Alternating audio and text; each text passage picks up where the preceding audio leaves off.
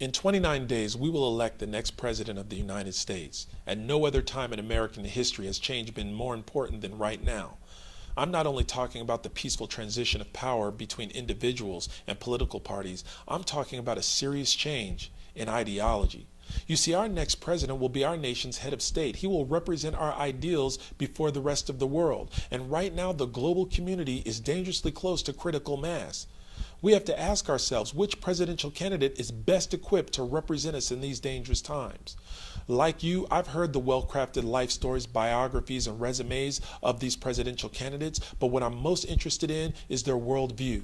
And these two candidates have two totally different worldviews. One is a Cold War mindset, and the other is that of global inclusion. Senator John McCain holds to the view that carried us through the Cold War and sought to set us up as a global superpower. This polarizing mindset quickly accepted those nations that agreed with us and demonized and punished those nations that didn't agree with us. This may have been well and good during the Cold War, when you had two superpowers who were competing for the loyalty and control of strategically placed lesser nations in the world. But our world is changing. We have new economic and social superpowers, and that calls for a new power structure in the global community that calls for a new mindset, a new way of looking at the world. No longer can we enter sovereign nations, whether overtly or covertly, and seek to impose our will. Because no matter how great our nation is, it is still subject to that law that says, for every action, there is an opposite but equal reaction. And for 40 years, we've been imposing our will, setting up leaders and bringing them down, whether it be Mossadegh or whether it be a Benz. We've brought them down, and we've supported despots, whether it be Noriega, whether it be Mobutu, or whether it be Saddam Hussein. But for every action, there is an opposite but equal reaction. And that reaction came on September 11th, 2001, and it continues with the growth of international terrorism. The Cold War mindset, it doesn't work anymore. We need a new mindset. And Senator Barack Obama holds to that view that was expressed by Bill Clinton at the Democratic National Convention. And that is that it is not by an example of our power that we change the world, but by the power of our example.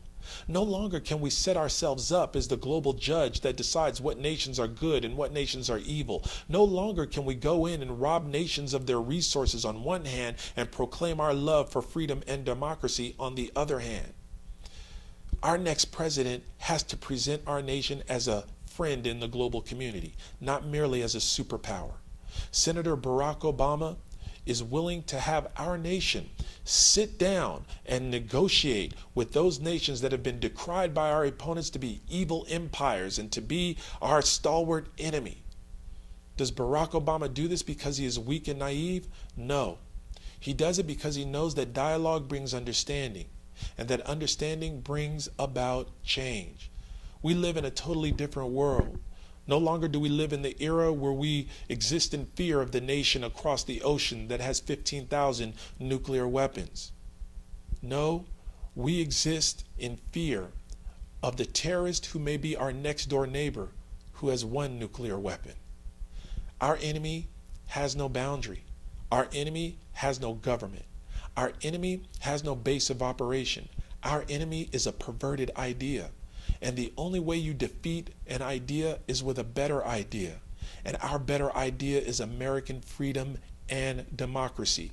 And we don't first share that at the tip of a gun or a missile.